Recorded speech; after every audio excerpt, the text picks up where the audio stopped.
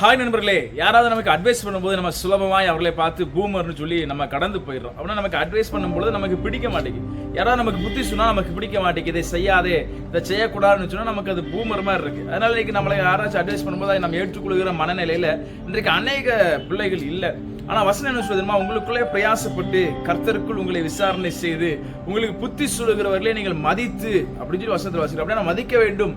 நமக்கு பிரயாசப்படுகிற புத்தி சொல்லுகிற கர்த்தருக்குள் நமக்கு விசாரணை செய்கிற மனிதர்களை நாம் மதிக்க வேண்டும். அவருடைய புத்தி சொல்லுதலை நாம் ஏற்றுக்கொள்ள வேண்டும்.